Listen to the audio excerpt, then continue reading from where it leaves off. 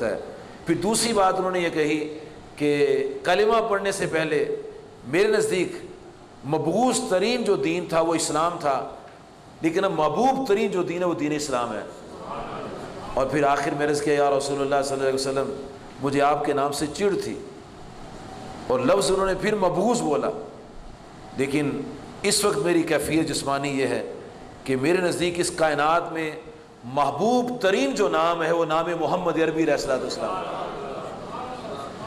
یعنی کلمہ پڑھنے کے بعد سب سے پہلی جو بات ہے وہ نبی صلی اللہ علیہ وسلم کی تعظیم و توقیر ہے۔ تو اللہ تعالیٰ نے اس لیے فرمایا وَتُعَزِّرُوهُ وَتُوَقِّرُوهُ، پہلے ایمان پھر تعظیم و توقیر۔ اور امام بخاری رحمۃ اللہ علیہ نے حدیبیہ کے باب میں یہ بات نقل کی ہے کہ جب حضور نبی کریم علیہ الصلاۃ والسلام جناب علی کرم اللہ وجہہ کو معاہدہ لکھنے کے لیے ارشاد فرما رہے تھے، معاہدہ لکھا گیا، شرائط لکھی گئیں، اوپر نبی صلی اللہ علیہ وسلم کا نام لکھا گیا محمد رسول اللہ صلی اللہ علیہ وسلم۔ تو مشرکین کے جو وکلاء تھے وہ کہنے لگے کہ آپ ایسے کریں، یہاں لکھیں محمد بن عبداللہ۔ اگر آپ محمد رسول اللہ لکھتے ہیں، نیچے ہم نے دستخط کرنے ہیں، تو دستخط کا مطلب ہے اوپر والی عبارت ہم نے ساری مان لی ہے۔ یہی تو جھگڑا ہے کہ ہم نے آپ کو ماننا نہیں کہ آپ رسول اللہ ہیں صلی اللہ علیہ وسلم۔ تو آپ ایسے کریں، آپ لکھیں اپنا نام محمد بن عبداللہ۔ تو آپ صلی اللہ علیہ وسلم نے جناب علی کرم اللہ وجہہ کو فرمایا کہ علی محمد رسول اللہ کاٹ کر لکھ دو محمد بن عبداللہ۔ یہ آرڈر کیا ہے نبی صلی اللہ علیہ وسلم نے، جناب علی کرم اللہ وجہہ کو فرمانا ہے آپ نے۔ تو آپ سرکار صلی اللہ علیہ وسلم کی جناب عرض کرتے ہیں یا رسول اللہ صلی اللہ علیہ وسلم میری کیا مجال کہ میں آپ کا نام کاٹوں۔ تو آپ نے قلم رکھ دی، آپ نے نام نہیں کاٹا، آپ کا نام پر قلم نہیں پھیری۔ یہ قلم پھیرنا تعظیم کے خلاف تھا۔ آپ بھی جانتے تھے کہ جناب علی کرم اللہ وجہہ کیوں ایسا کہہ رہے ہیں، آپ سمجھتے تھے، اس کو نافرمانی آپ نے نہیں کہا، یہ نہیں فرمایا علی میں تجھے حکم دے رہا ہوں پھر میرے حکم کیوں نہیں مانتے تم، لیکن آپ یہ ملاحظہ فرما رہے ہیں کہ یہ تعظیماً ایسا نہیں کر رہے کہ تعظیم میرے نام کی تعظیم کر رہے۔ تو اس واقعے پتہ چلتا ہے کہ ذات تو ذات ہے، نام کی بھی تعظیم ہے، آپ کے نام مقدس کی بھی تعظیم ہے۔ تو آپ نے پھر نام نہیں کاٹا۔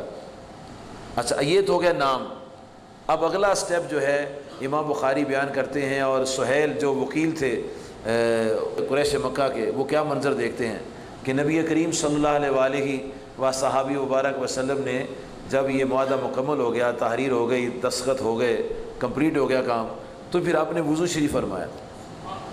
اور یہ منظر بھی اصل میں اس کو دکھانا مقصود تھا کہ پہلا منظر بھی دیکھا کہ جناب علی کرم اللہ وجہہ نے کیا انداز اختیار فرمایا، اب دوسرا منظر دکھانا تھا۔ آپ سرکار علیہ الصلوۃ والسلام جب وضو فرمانے لگے، پہلے آپ نے ہاتھ دھوئے، تو آپ کے ہاتھوں کو لگ کے جو پانی زمین کی طرف ٹپک رہا تھا، صحابہ کرام اس کے لیے جھپٹ رہے تھے اور اپنے ہاتھوں میں لے رہے تھے، اور ایک قطرہ بھی انہوں نے زمین پر نہیں گرنے دیا۔ یہ ان کی تعظیم اور توقیر کا انداز تھا صحابہ کرام رضوان اللہ علیہم اجمعین، کہ جن کے بارے میں اللہ تبارک و تعالیٰ کی ذات پاک نے شروع سورۃ البقرہ میں ان کلمات کے ساتھ دنیا کے تمام انسانوں کو پیغام دیا ہے کہ وَإِذَا قِيلَ لَهُمْ آمِنُوا كَمَا آمَنَ النَّاسُ۔ یہ آمن الناس جو ہے، کما آمن الناس، اس میں صحابہ کرام مراد ہے کہ جیسے صحابہ کرام ایمان لائے ہیں، فرمایا کہ تم ایسا ایمان لاؤ۔ اور جب صحابہ کرام جیسا ایمان ہوگا تو پھر ایمان کی لذت آئے گی۔ اب صحابہ کرام رضوان اللہ تعالی علیہم اجمعین نے جب ایک قطرہ پانی کا زمین پر نہیں گرنے دیا، وہ سارا منظر دیکھ رہے ہیں۔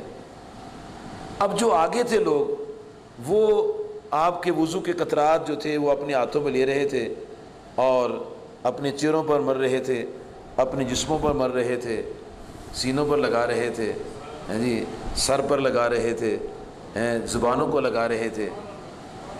اب جو لوگ پیچھے تھے وہ اس نورانی فیض سے ابھی دور تھے، تو جب رسول کریم صلی اللہ علیہ وسلم وضو فرما لیا آپ نے، تو وہ جو پیچھے لوگ تھے وہ آگے آئے، انہوں نے ان لوگوں کے ہاتھ پکڑ لیے جن ہاتھوں کو پانی لگا تھا، تو ان کے ہاتھوں پر اپنے ہاتھ رگڑنے لگے، ان کے ہاتھوں پر ہاتھ رگڑنے لگے کہ تمہارے ہاتھوں پر نبی پاک صلی اللہ علیہ وسلم کے وضو کے قطرات پانی کے لگے ہوئے، اور وہ ان ہاتھوں ہاتھ رگڑ کے اپنے سینوں پر مر رہے تھے۔ اور یہ بھی مسئلہ بتا دیا کہ نبی صلی اللہ علیہ وسلم کا فیض جن کو مل رہا ہے، ان فیض یافتہ لوگوں سے فیض لینا یہ صحابہ کی سنت ہے، اور یہ عقیدت و احترام ہے کہ آپ صلی اللہ علیہ وسلم سے نسبت رکھنے والی ہر چیز کا احترام کیا جائے۔ اس لیے صحابہ کرام رضوان اللہ علیہم اجمعین اہل بیت کا بڑا احترام کرتے تھے، اور تابعین جو تھے صحابہ کرام کا احترام کرتے تھے کہ ان کی نسبت جو ہے رسول کریم علیہ الصلوۃ والسلام کے ساتھ ہے۔ اب یہ سہیل جو تھے یہ چلے گئے، جب وکیل ان کے مکہ شریف چلے گئے، تو امام بخاری صاحب صحیح بخاری میں لکھتے ہیں کہ انہوں نے مکہ مکرمہ جا کے ان کو بتایا کہ ہم وعدہ کر کے آ گئے ہیں، کہتے لیکن ایک بات جو دیکھی ہے ہم نے نہ روم میں دیکھی ہے نہ فارس میں دیکھی ہے، کہیں نہیں دیکھی ہے۔ یہ کیا دیکھا ہے؟ کہا وہ تو اتنے معتقد ہیں، اتنا احترام کرتے ہیں اپنے پیارے نبی علیہ السلام کا، ہم نے دیکھا کہ جب وہ وضو کرتے تھے تو ان کے وضو کے پانی کو زمین پر نہیں گرنے دیتے تھے، اور جب وہ لعاب دہن شریف پھینکتے تھے وہ بھی اپنے ہاتھوں پر لیتے تھے۔ اور ہم نے اندازہ لگا لیا کہ جو قوم اپنے نبی کریم علیہ الصلوۃ والسلام کے وضو کے پانی کو زمین پر نہیں گرنے دیتی، وہ کبھی خون نہیں گرنے دے گی۔ پھر انہوں نے کہا کہ اب آئندہ سے جنگ نہ تم کرنا، یعنی آپ سرکار صلی اللہ علیہ وسلم کی عقیدت و احترام کا منظر دیکھنے کے بعد ان کے اندر جو تبدیلی آئی وہ یہ تبدیلی ہے کہ انہوں نے اپنی قوم سے کہا کہ مسلمانوں سے جنگ نہیں کرنی، کیونکہ وہ تو اپنے نبی علیہ السلام کے وضو کے پانی کو زمین پر نہیں گرنے دیتے، تو کیا خون گرنے دیں گے؟ اچھا، ادھر نبی کریم علیہ السلام پوچھتے ہیں اے صحابہ کرام، کون تمہیں کہتا ہے کہ میرے وضو کے پانی کو زمین پر نہ گرنے دو؟ کس نے تمہیں آرڈر کیا ہے؟ کس کی طرف سے تمہیں حکم آیا ہے؟ تو تمام صحابہ کرام بیک زبان عرض کرتے ہیں کہ یا رسول اللہ صلی اللہ علیہ وسلم آپ کی محبت کہتی۔ اس کا مطلب ہے کلمہ پڑھنے کے بعد یہ جو ترتیب اللہ پاک نے فرمائی ہے وَتُعَزِّرُوهُ وَتُوَقِّرُوهُ، یہ مقدم ہے۔ کس سے مقدم ہے؟ عبادت سے مقدم، کیونکہ اللہ پاک نے وَتُعَزِّرُوهُ وَتُوَقِّرُوهُ کے بعد فرمایا وَتُسَبِّحُوهُ بُكْرَةً وَأَصِيلًا، کہ یہ کام کرنے کے بعد اب تم کیا کرو؟ اب تم صبح شام اللہ تعالیٰ کی تسبیح بیان کرو۔ پہلے کلمہ پڑھو، پھر دل میں نبی صلی اللہ علیہ وسلم کی محبت قائم کرو، اس کے بعد تم میری عبادت کرو۔ یہ ترتیب ہے۔ آج مسلمان کیوں پریشان ہیں؟ مسلمان کیوں سڑکوں پر نکلے ہوئے ہیں؟ یہ اسی ترتیب کی برکت ہے کہ لوگوں نے ہمارے نبی صلی اللہ علیہ وسلم کے نعوذ باللہ خاکے شائع کی ہیں۔ اب جس ایمان والے کا دل نہیں دھڑکا، کلمہ پڑھنے والے کا دل بیدار نہیں ہوا، بے خبر ہے، سن کے بھی بے خبر ہے، اسے اپنے ایمان کو درست کرنے کی ضرورت ہے۔ ہمیں تو تڑپ جانا چاہیے، محبت کا تقاضا ہے۔ جناب حضرت